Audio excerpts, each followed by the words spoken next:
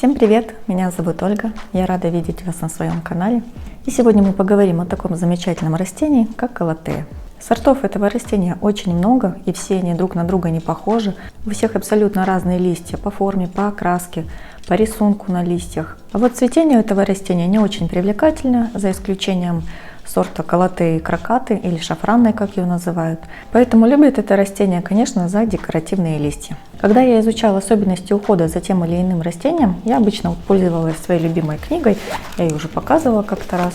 Но что для меня было странным, что информация именно о калатее в этой книге совершенно не совпала с тем, что я увидела на самом деле. И многие моменты даже оказались противоположными. И в целом в интернете, если читать разные статьи, то информация очень разная и порой даже противоречивая.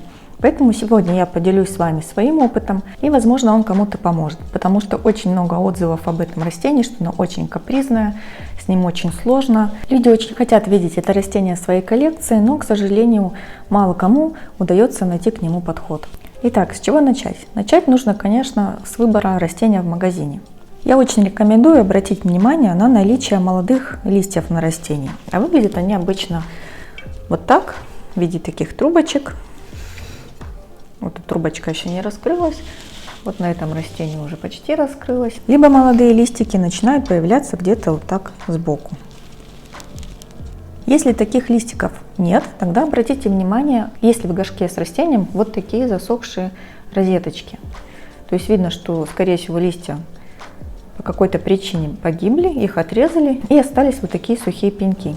Если их много и при этом еще и нет молодых листьев, то такое растение брать не стоит. Вот в таком состоянии, в котором растение брать точно не стоит, как я вам описала, то есть без молодых листьев, с сухими пеньками, я купила вот эту калатею. Это калатея White Fusion.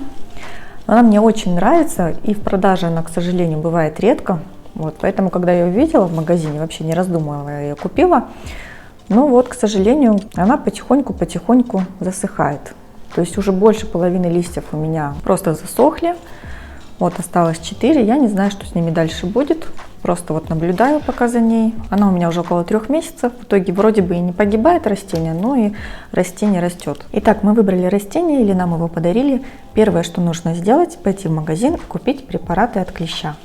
А лучше сразу 2 или 3. Калатея — это то растение, которое больше всего обожает клещ. Именно поэтому его не любят многие цветоводы. Но если вовремя проводить обработку, то все будет в порядке. И, конечно, первая обработка нужна именно после покупки. Вот здесь у меня стоит остаток калатеи крокаты. Когда-то это был очень красивый пышный куст. Но вот я, к сожалению, не сделала сразу обработку после магазина, и на растении поселился паутинный клещ. И, к сожалению, если клещ уже расплодился настолько, что мы можем его увидеть, то никакая обработка растения его уже не спасет. Мне пришлось срезать все листья под корень, потому что они просто все высохли. Я дождалась, пока от корня появится новый листик, пересадила его в более компактный горшочек, и остается только наблюдать и ждать, возможно, что-то здесь еще и вырастет.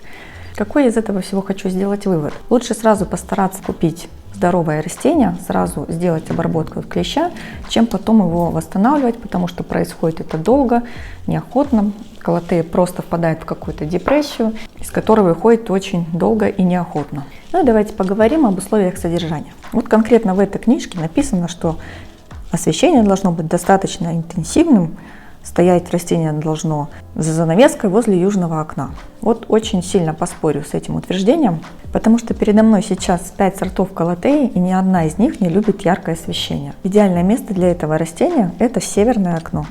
Если освещение для калатеи окажется слишком яркое, у нее начнут скручиваться листики в трубочку. Поэтому растение не будет стоять в том месте, где захочется вам, нужно будет его немножко подвигать. В одном месте будет слишком ярко, она скрутит в трубочку листья. Если будет очень темно, у нее начнут желтеть листики. Поэтому нужно будет, конечно, поперемещать ее по комнате, возможно, даже по квартире, чтобы найти ей идеальное место. Полив растения. Вот здесь в книжке опять-таки написано обильный в течение всего года. Опять поспорю. Вот, например, летом вот этому растению, конечно, он потребуется обильный, потому что тут уже розетка разрослась, и она очень плотно в горшочке. Недельки через 2-3 я даже хочу пересадить в горшочек попросторнее. Этому растению, конечно, нужен обильный полив. Зимой конечно, его нужно сократить. Тогда как вот этому растению обильный полив не нужен. То есть здесь всего осталось 4 листа, многие розетки срезаны просто-напросто. И если эти два растения поливать одинаково, то вот это просто-напросто сгниет со временем. Поэтому я бы здесь посоветовала просто трогать грунт сверху. Если он еще влажный, то поливать ее не нужно. Как только он начинает сверху просыхать, можно даже опять-таки воспользоваться методом взвешивания. Потрогали, горшочек легкий, то растение пора полить.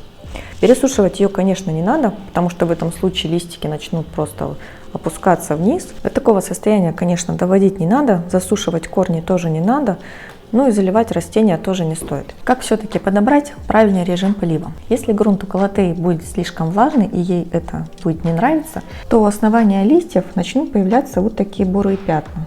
Вот такие. Или вот по краешку вот так начнут. Кажется, что сохнет. Но это вот как раз показатель переувлажнения почвы. Если вашему растению все нравится, то этих пятен не будет. Основания листья, которые расположены в центре розетки, будут вот такими красивыми бордовыми. Следующий пункт в книжке – влажность воздуха. Здесь пишут максимально высокая. И очень многие люди на форумах пишут, что не растет это растение в квартирах, потому что ей нужна влажность 80-90%. В условиях дома это обеспечить невозможно. И опять же пишут, что сухость воздуха можно компенсировать опрыскиваниями. И тут же в другой статье пишут, что опрыскивать листья нельзя, на них появляются пятна. В моем доме влажность воздуха в среднем от 40 до 50%. И мои растения прекрасно в нем живут. Точно так же я их опрыскиваю водой, причем абсолютно все листья, и вот эти гладкие, и у колотеи зебрины, которые они такие бархатистые. И вот на этой колотейке листья снизу такие пушистые. Абсолютно всех я их опрыскиваю, купаю под душем. Никаких проблем, никаких пятен на листьях нет. Ниже 40% влажности, конечно, это растение не перенесет. Листья ее становятся похожи на бумагу, деформируются, начинают сохнуть по краям. Это да. Грунт для колотеи нужен рыхлый, слабокислый. Ей необходим хороший дренаж. И, конечно, не стоит ее сажать в большие горшки. То есть горшочек нужно подбирать под размер корневой системы.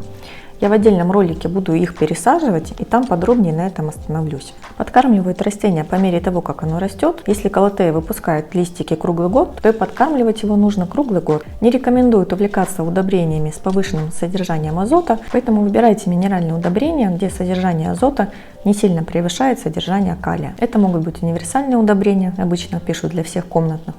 Ну, либо можно использовать удобрения для цветущих. Пересаживают обычно разросшиеся растения во второй половине весны, то есть вторая половина апреля, либо май. Вот эти две колотеи я, например, купила осенью, и я их не пересаживала. То есть вот они у меня сидят в горшочках, которые были магазинные, с ними абсолютно все нормально. Единственное, что вот да, они уже разрастаются, и хочется, чтобы этот кустик становился больше, поэтому через 2-3 недельки я их просто перевалкой пересажу в горшочек побольше. Размножают растения методом деления куста. То есть даже вот у этого маленького кустика уже есть розеточки отдельные. При пересадке, если нужно, их можно разделить и сделать 2. Но если нет в этом необходимости, то, конечно, можно просто сделать перевалку, не разделять их, тогда кустик будет более пышный. Давайте подытожу еще раз, какие могут быть проблемы при выращивании колотеи. Самый главный враг – это клещ. Если его разводится много, то растение просто может погибнуть, либо придется вот так начинать его выращивать с нуля. Выход здесь один: как только вы видите, что листики начали подсыхать с краев, не надо ждать, делайте очередную обработку от клеща, и вы увидите, что начнут появляться новые молодые листики. Я очень надеюсь, что мои советы помогут вам найти подход к этому невероятно красивому растению. Если видео было вам полезным, поддержите его лайком, поделитесь ссылкой с друзьями. А у меня на сегодня все. Я прощаюсь с вами и до новых встреч!